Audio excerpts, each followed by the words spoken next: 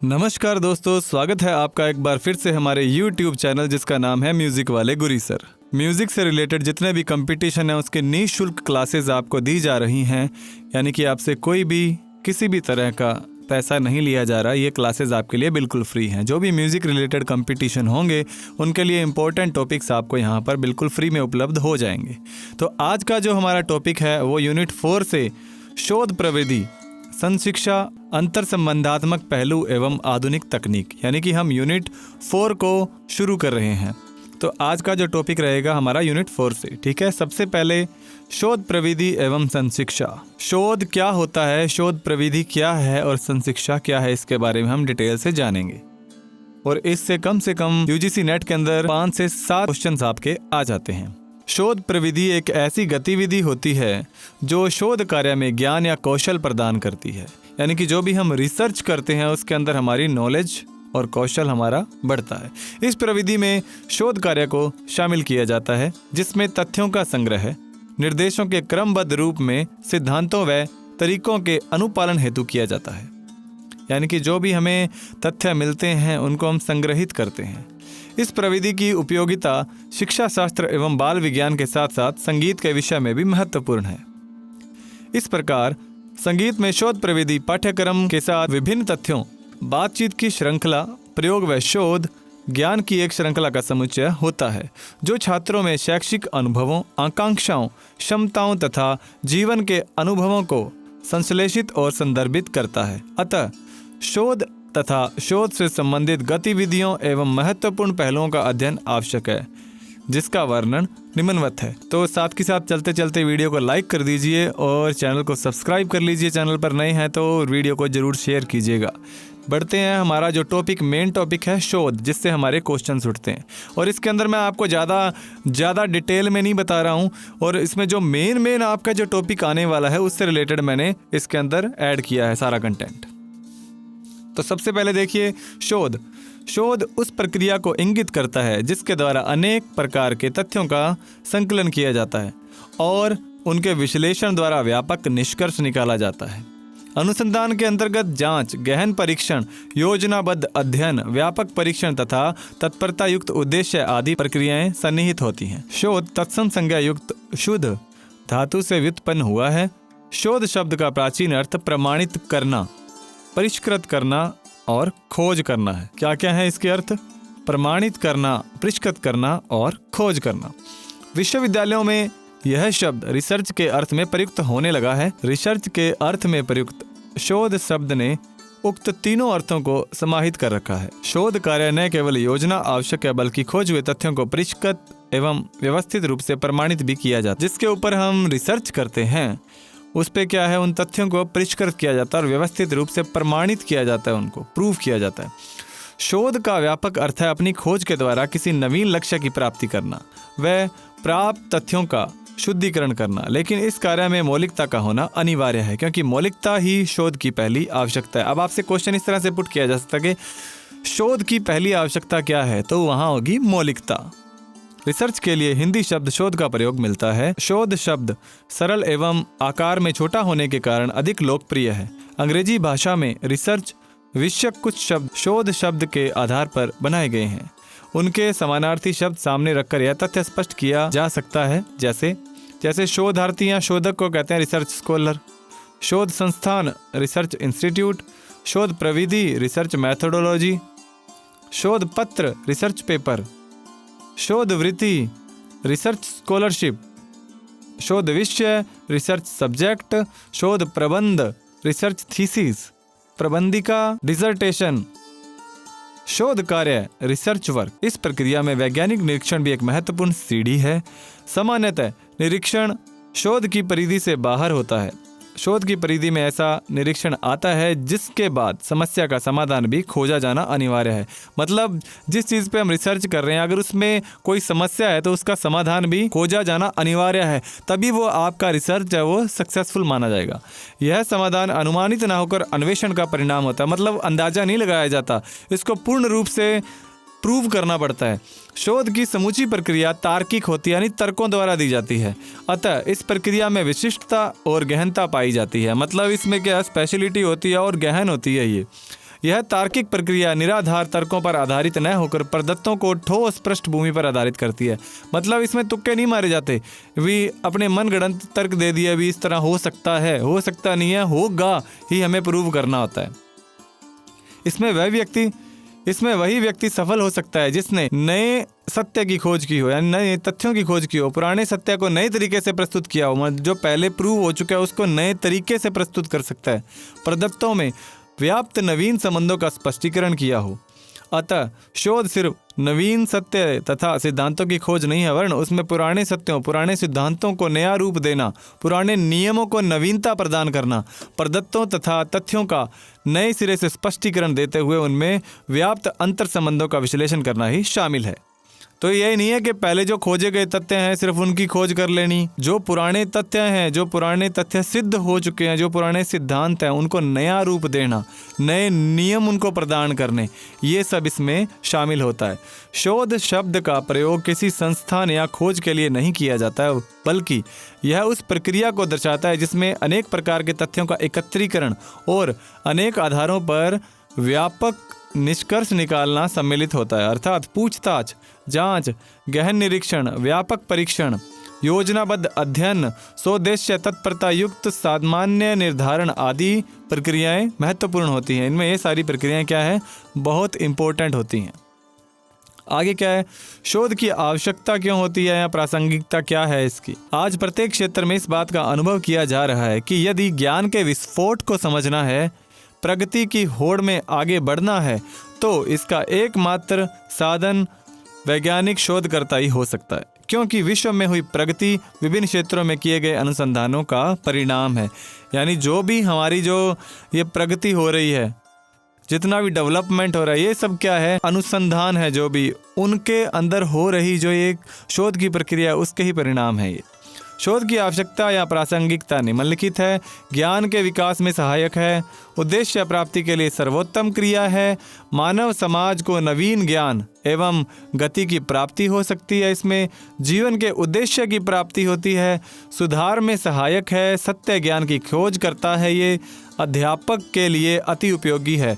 ये क्यों है, अध्यापक के लिए शोध अत्यंत महत्वपूर्ण है, क्योंकि इसके माध्यम से सैद्धांतिक और व्यवहारिक समस्याओं का समाधान कर प्रगति का पथ प्रशस्त करता है। मान लो कोई बालक है, वो समस्यात्मक बालक है, अब ऐसे तो नहीं पता लग सकता कि वो समस्यात्मक है, अब उसका हल कैसे करना है, वो अलग अलग प्रविधियों का यूज़ करेगा उसके अंदर। इसी तरह क्या है, मैं इसको डिटेल से इसलिए नहीं बता रहा क्योंकि इंपॉर्टेंट आपको टॉपिक बता रहा हूँ, हालांकि मैंने PDF में आपके लिए पूरा डिटेल में डाल दिया है डाटा। फिर है शोध की प्रमुख विशेषताएं। शोध की निम्नलिखित विशेषताएं हैं, कैसे देखिए। शोध एक वैज्ञानिक अन्वेषण पद्धति है, अतः शोध एक व्यवस्थित, नियंत्रित, निरपेक्ष, वस्तुनिष्ठ, गहन तथा अनुभाविक अध्ययन होता है। शोध अत्यंत महत्वपूर्ण, धैर्यपूर्ण तथा विवेकपूर्ण होता है। मतलब इसके लिए एक उद्देश्य होना चाहिए और जो शोध करता है उसके अंदर धैर्य भी होना चाहिए, विवेक भी होना चाहिए, तभी उसका शोध है जो सफल हो पाएगा। शोध में समस्या से संबंधित परिकल्पना यानी कि हाइपोथेसिस का निर्माण करना होता है, जिनसे अनुभविक तथा मात्रात्मक अध्ययन में सुविधा होती है। ठीक है। शोध के आंकड़ों का विश्लेषण वैज्ञानिक तथा सांख्यिकी पद्धति से किया जाता है, इसलिए शोध का स्वरूप कुशल, विशिष्ट एवं वस्तुनिष्ठ होता है। शोध में प्राप्त परिणामों तथा संबंधों की पुनरावृत्ति बार बार की जाती है, जिससे सुनिश्चित तथा सुसंगत निष्कर्ष प्राप्त हो सकें। शोध द्वारा प्राप्त ज्ञान में क्रमबद्धता, निरंतरता तथा एकता रहती है तथा यह ज्ञान वैध यानी वैलिड और विश्वसनीय, रिलायबल होता है। ये जो शोध हमें प्राप्त होता है उसमें क्रमबद्धता होती है, कंटिन्यूटी होती है, निरंतरता, एकता होती है, इसलिए ये क्या है, वैलिड होते हैं और रिलायबल होते हैं। शोध द्वारा निष्कर्षों को नियमबद्ध रूप से एक प्रतिवेदन यानी रिपोर्ट के रूप में प्रस्तुत किया जाता है, ताकि उस क्षेत्र में भविष्य में होने वाले शोधों में उसका संदर्भ सहज रूप से उपलब्ध हो सके, यानी कि जो उस पर भविष्य में कोई शोध करेगा उसके लिए वो रेफरेंसेबल हो। शोध में व्यक्तिगत पक्षों, भावनाओं तथा विचारों को महत्व नहीं दिया जाता, बल्कि सत्यता की खोज की जाती है। ऐसे व्यक्तिगत पक्ष नहीं रखे जाते, कोई कह रहा है कि इस तरह हो सकता है, किसी ने और ने कह दिया, अपने विचार दे दिया, अपनी भावनाओं से उसने बता दिया कि भावनात्मक रूप से मैं ये समझता हूँ, समझता नहीं है। उसकी सत्यता की खोज ही इम्पोर्टेंट होती है इसके अंदर। उपरोक्त सभी विशेषताएं वैज्ञानिक अध्ययन शोधकर्ता की है, जिसमें शोध के वैज्ञानिक तथ्यों को प्रमाणित किया जाता है। यानी कि ये सारी विशेषताएं क्या हैं, अध्ययनकर्ता की है, शोधकर्ता की है शोध कार्यों में। फिर है जी शोध के सोपान, शोध कार्य में प्रमुख चरण। देखिए शोध कार्य विभिन्न प्रक्रियाओं के पश्चात पूरा होता है, इसे शोध कार्य के प्रमुख चरण कहा जाता है। अतः शोध कार्य के प्रमुख चरण निम्नलिखित हैं। शोध के विषय क्षेत्र को निर्धारित करना, यानी कि एक विषय का क्षेत्र और उसको निर्धारित कर लेते हैं कौन कौन से विषय इसमें ऐड होते हैं। फिर उसकी समस्या का चयन होता है, यानी कि इसमें प्रॉब्लम क्या फेस हो रही है। संबंधित साहित्य का सर्वेक्षण किया जाता है, उससे रिलेटेड जो भी लिटरेचर होता है उसका सर्वेक्षण किया जाता है। अध्ययन हेतु समस्या को उठाना, जैसे कि समस्या का संयुक्ति संगत आधार, संबंधित संप्रत्ययों तथा निर्मितों को स्पष्ट रूप से परिभाषित करना, अध्ययन के उद्देश्य को बताना, अध्ययन के अंगों को प्रश्नवाचक रूप से प्रस्तुत करना और अध्ययन के क्षेत्र को स्पष्टतः सीमाबद्ध करना, उसको एक लिमिट के अंदर ही बंद कर देना। अध्ययन के लिए एक या एक से अधिक परिकल्पनाओं की रचना करना, यानी कि एक या एक से अधिक परिकल्पना भी बना सकते हैं स्टडी के लिए उसकी। फिर है शोध अभिकल्प अथवा विधि तंत्र, यानी कि मैथडोलॉजी का चयन और प्रतिदर्श प्रक्रिया, यानी कि सैम्पलिंग प्रोसीजर की व्याख्या करना, जिसमें क्या ऐड होता है, आंकड़ों का संकलन, आंकड़ों का व्यवस्थापन और विश्लेषण, परिकल्पना का सत्यापन, निष्कर्ष तथा सामान्यीकरण। अब जो इम्पोर्टेंट बात आ रही है वो यहाँ है, शोध सोपान की क्रिया विधियाँ, यानी कि सोपान और इनकी प्रक्रिया क्या होगी। इसमें हम शोध के जो सोपान है वो पढ़ने वाले हैं। सर्वप्रथम शोध में शोधकर्ता का उस क्षेत्र का चयन करना होता है जिसमें उसने अध्ययन करना है। क्षेत्र का निर्णय करने के बाद विषय का चयन करना होता है जिस परत का वह शोध करना चाहता है। ठीक है, एक समय तक शोधकर्ता को अध्ययन संबंधी समस्या का, यानी कि अल्प ज्ञान होता है, स्पष्ट ज्ञान नहीं होता। इसलिए समस्या चयन के बाद शोधार्थी समस्या से संबंधित पूर्व शोधों व अध्ययन सामग्री का अध्ययन कर देखता है कि पूर्व अध्ययनों में किस प्रकार कोई दोष या कमी है, तो वह उसके अध्ययन में न आए। उस समस्या की युक्ति संगत आधार खोजता है, उन सैद्धांतिक निर्मितों यानी कंस्ट्रक्शन और संप्रत्ययों की स्पष्ट व्याख्या करता है जिनका उपयोग वह अपने शोध में कर रहा है। साथ ही साथ उद्देश्यों को भी स्पष्ट करता है जिससे वह अपनी समस्या के क्षेत्र को स्पष्ट कर सीमित करता है। तत्पश्चात और उसके बाद क्या करता है, परिकल्पना की रचना करता है। फिर शोध का उपयुक्त अभिरूप यानी डिजाइन तैयार करता है। इसके बाद आंकड़ों के संकलन के लिए मैथडोलॉजी का चयन कर शोध का विस्तार समस्या के स्वरूप के अनुसार करता है। उपरोक्त कार्य करने के बाद आंकड़ों का संकलन किया जाता है, मतलब जो भी उसको आंकड़े मिलते हैं उनको संकलित करता है, उनका व्यवस्थापन करता है, उनकी ऑर्गेनाइजेशन और विश्लेषण करता है। तत्पश्चात परिकल्पना यानी कि जो विचारणीय तत्व है उसका सत्यापन उपयुक्त सांख्यिकी पद्धति द्वारा किया जाता है। ठीक है, तत्पश्चात परिकल्पना के स्वीकृत अथवा अस्वीकृत किए जाने, मानने या ना मानने के अनुसार ही उसके आधार पर उसका निष्कर्ष निकाला जाता है और उसका जनरलाइजेशन किया जाता है। अंत में नियमबद्ध, संक्षिप्त तथा स्पष्ट प्रतिवेदन यानी कि एक रिपोर्ट प्रस्तुत करता है। वो एक नियमबद्ध होती है और संक्षिप्त होती है वो। ठीक है, जिससे यह शोध आगामी शोध के लिए सरलतापूर्वक उपलब्ध हो सके तथा प्रतिवेदन का पब्लिकेशन भी हो सके, जो शोध का अभिन्न अंग है, क्योंकि शोध के निष्कर्षों के प्रसारण तथा पुष्टिका में सहायक होती है, यानी कि कम्युनिकेशन और कोरोबरेशन में हेल्प मिलती है। आगे है व्यवस्थापन आदि का विस्तृत विवरण। किस तरह से व्यवस्थापन होता है इसका। सबसे पहले शोध के क्षेत्र को चुना जाता है, फिर पूर्व अध्ययन यानी कि साहित्य की समीक्षा की जाती है, उपयुक्त शोध का शीर्षक दिया जाता है, कोई भी शीर्षक दे देते हैं, जैसे कि कोई भी हेडिंग दे देते हैं उसको। फिर जो शोध की समस्या है उसका चयन किया जाता है, प्रॉब्लम का सिलेक्शन किया जाता है। फिर उसके जो शोध की प्रॉब्लम है उसका सिलेक्शन किया जाता है। संगीत में शोध की प्रविधियाँ, अब यहाँ इंपॉर्टेंट है, आपके लिए क्वेश्चन यहाँ से बनते हैं। संगीत में शोध की प्रमुख प्रविधियाँ निम्नलिखित हैं। ऐतिहासिक शोध प्रविधि, संगीत शिक्षा के शोध में ऐतिहासिक शोध में जेन साउथकोट और डेविड सेल का महत्वपूर्ण योगदान है। ये दोनों का नाम याद रखना, ऐतिहासिक शोध प्रविधि से संबंधित ये दोनों ही हैं। यह शोध विधि संगीत के किसी विषय के दार्शनिक तथा व्यवहारिक रूप में सहायता करती है। ऐतिहासिक अनुसंधान विधि में ऐतिहासिक स्रोतों का विश्लेषण दो प्रकार से किया जाता है, जिसमें प्राथमिक स्रोत तथा द्वितीयक या गौण स्रोत प्रमुख होते हैं, जो निम्न है। सबसे पहले देखिए प्राथमिक स्रोत। इसके अंतर्गत ऐसे तथ्यों को शामिल किया जाता है जो अतीत की घटनाओं के अध्ययन क्षेत्र में जाकर स्वयं से संकलित किए जाएं, यानी कि वो खुद जो है संकलित करता है जो लिखित स्रोत हैं, मौखिक स्रोत हैं, कलात्मक स्रोत हैं। लिखित में क्या क्या आ जाते हैं? न्यायालयों के पत्र, शिलालेख आ जाते हैं, आत्मरचित वर्णन, विज्ञापन पत्र, समाचार पत्र या वंशावलियाँ आ जाती हैं, जो ये लिखित स्रोत में आ जाती हैं। फिर मौखिक यानी कि जो भाषाएं हैं, कहानियाँ, दंत कथाएं हैं, उपाख्यान, लोक कथाएं यानी कि जो लोगों के मुंह से सुनी जाती हैं, मौखिक होती हैं। फिर आती हैं कलात्मक स्रोत जैसे सिक्के, मूर्तियाँ, ललित कथाएं और ऐतिहासिक चित्र। फिर आता है करलिंगर के अनुसार प्राथमिक स्रोत एक ऐतिहासिक प्रदत्त मूल भंडार है। यह किसी महत्वपूर्ण अवसर का मौलिक अभिलेख होता है। करलिंगर का कथन आपको याद रखना है ये। फिर आता है जी द्वितीयक स्रोत, किसी ऐतिहासिक तथ्यों की जानकारी मूल स्रोतों से प्राप्त न कर किसी अन्य स्रोत से प्राप्त करना द्वितीयक स्रोत में शामिल है। यह प्राथमिक स्रोत की तुलना में कम विश्वसनीय होता है। किसी का जीवन इतिहास, व्यक्तिगत विवरण, संस्मरण इत्यादि द्वितीयक स्रोत के उदाहरण हैं। समझ गए आप? किसी की लाइफ हिस्ट्री, व्यक्तिगत विवरण, संस्मरण इत्यादि इसमें शामिल किए जाते हैं। ये क्या है? सेकेंडरी सोर्स होते हैं। करलिंगर के अनुसार द्वितीयक स्रोत किसी ऐतिहासिक घटना या स्थिति का वह अभिलेख या रिकॉर्ड है जो मूल भंडार से एक या दो कदम दूर होते हैं। यानी कि जो मेन जो होता है ना, मूल भंडार होता है, उससे थोड़ा पीछे रह जाते हैं। फिर आते हैं जी ऐतिहासिक शोध के पद या सोपान, यानी कि इसके चरण क्या होते हैं। सर्वप्रथम किसी समस्या का चुनाव करना, तत्पश्चात समस्या की सीमा का निर्धारण करना, समस्या से संबंधित परिकल्पनाओं का निर्माण करना, तथ्यों का संग्रह और प्रामाणिकता की जांच करना, अंत में परिणामों की व्याख्या और विवेचना करना। फिर जो दूसरी प्रविधि है वो हमारे पास है मात्रात्मक या परिमाणात्मक शोध प्रविधि। थर्ड है गुणात्मक शोध प्रविधि। फिर है कथात्मक पूछताछ प्रविधि। फिर है क्रियात्मक शोध प्रविधि। अब ये इंपॉर्टेंट है, इसके बारे में थोड़ा आपको बताऊंगा। इसमें के हार्टविंग का महत्वपूर्ण योगदान पाया जाता है। ये एक वैज्ञानिक है, इसका नाम याद रखिएगा। क्रियात्मक शोध प्रविधि से संबंधित कौन है? के हार्टविंग। क्रियात्मक शोध के जो चरण हैं वो कौन कौन से? सबसे पहले आता है सिलेक्शन ऑफ प्रॉब्लम, समस्या का चयन।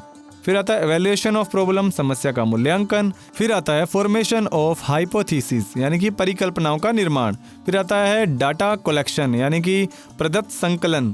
फिर आता है हाइपोथेसिस टेस्टिंग, परिकल्पनाओं का परीक्षण। फिर आता है रिजल्ट, कंक्लूजन एंड सजेशन, यानी कि परिणाम, निष्कर्ष एवं सुझाव की प्राप्ति। तो ये स्टेप बाय स्टेप है। सबसे पहला स्टेप ये है, फिर दूसरा, फिर थर्ड, फोर्थ, फिफ्थ, सिक्स, इस तरह 6 स्टेप के अंदर ये कंप्लीट होता है। आगे जो आती है प्रविधि नृवंश विज्ञान और संगीत शिक्षा आधारित प्रविधि। संगीत शिक्षा की शोध में जॉर्जिना वॉर्टन, अब यहाँ याद रखना आपने, यहाँ नाम किसका इंपॉर्टेंट है? जॉर्जिना वॉर्टन द्वारा प्रस्तुत नृवंश विज्ञान और संगीत शिक्षा के दृष्टिकोण की जांच महत्वपूर्ण प्रविधि है। इसमें अलग अलग नृवंश विज्ञान दृष्टिकोणों की जांच पड़ताल की जाती है। अगली प्रविधि जो आ जाएगी कला आधारित तरीके या शोध प्रविधियाँ। फिर आती है इंटरप्रिटेशनल कैनोमेनोलॉजिकल एनालिसिस। इसमें नाम आता है जो डॉन जोसेफ द्वारा किया गया व्याख्यात्मक घटना संबंधित विश्लेषण। इंटरप्रिटेशनल कैनोमेनोलॉजिकल एनालिसिस संगीत शोध प्रविधि में गुणात्मक दृष्टिकोण में महत्वपूर्ण भूमिका निभाता है। यह शोध प्रविधि अनुभवात्मक दृष्टिकोण पर केंद्रित पाई जाती है, यानी कि अनुभवों पर आधारित है ये। फिर आ जाते हैं मिश्रित तरीके, जिसमें स्टुअर्ट का नाम आता है। फिर है केस स्टडी, यानी कि केस अध्ययन। केस अध्ययन का संबंध किसी व्यक्ति, समूह, संगठन, संस्था या घटना के बारे में गहन अध्ययन करने से है। संगीत शिक्षा शोध में केस स्टडी की उपयोगिता में एरोल मूर का अध्ययन प्रमुख है। एरोल मूर का नाम आपने यहाँ याद रखना है, इसलिए मैंने ये लाइन डाली है। इस विधि में किसी एक या अनेक घटनाओं का अध्ययन किया जाता है। पीवी यंग के अनुसार, अब यहाँ पर एक कोटेशन बोली है पीवी यंग ने, केस अध्ययन किसी सामाजिक इकाई को संभालना या उसका विश्लेषण करना है। किसी सामाजिक इकाई को संभालना या उसका विश्लेषण करना। यह इकाई एक व्यक्ति, एक संस्थान, एक सांस्कृतिक समूह, यहाँ तक कि एक पूरा परिवार हो सकता है। इसका उद्देश्य इकाई विशेष से जटिल व्यवहार और तौर तरीकों को समझना, उसके कारणों और प्रभावों के बीच अंतर संबंध को खोजना है। यह एक गुणात्मक विधि है। किसने कहा? ये पीवी यंग ने। फिर इसी तरह जो 6 जो हमारा पॉइंट आ जाता है, शोध संक्षिप्तिका तैयार करना। फिर आ जाता है सामग्री संकलन और उनके स्रोत, सामग्री प्रदत्त संकलन का विश्लेषण, और 9th आ जाता है शोध प्रतिवेदन, यानी कि रिपोर्ट तैयार करना। फिर शोध परिकल्पना का अनुक्रमण। तो यहाँ पर ये 10 जो हमारे सोपान हो जाते हैं, 10 स्टेप हैं, उसके अंदर हमारा शोध जो कंप्लीट होता है। तो ज़्यादातर इसमें से क्वेश्चन उठते हैं वो स्टेप्स पर आते हैं। बाकी इससे रिलेटेड जो क्वेश्चन है मैं नेक्स्ट क्लास में आपके लिए लेके आने वाला हूँ, और ज़्यादा से ज़्यादा इस टॉपिक को मैं आपको क्वेश्चन से ही समझाऊंगा, क्योंकि ये ज़्यादा समझ में आता है क्वेश्चंस के द्वारा। तो मिलते हैं अगली क्लास में। होप आपको ये क्लास समझ में आई होगी। आपको वीडियो अच्छी लगे तो लाइक करना, चैनल को सब्सक्राइब करना और ज़रूर शेयर कर देना। और इसकी जो नेक्स्ट क्लास है बहुत इंपॉर्टेंट है, इसमें मैं आपको काफ़ी सारे क्वेश्चन करवाने वाला हूँ, जिससे आपका क्या है, अगर ये टॉपिक आपका इस तरह समझ में ना आए तो क्वेश्चन से आपको और ज़्यादा क्लियर हो जाएगा। तो मिलते हैं अगली क्लास में क्वेश्चन आंसर्स के साथ में। तब तक के लिए पढ़ते रहिए, पढ़ते रहिए। जय हिंद, जय भारत।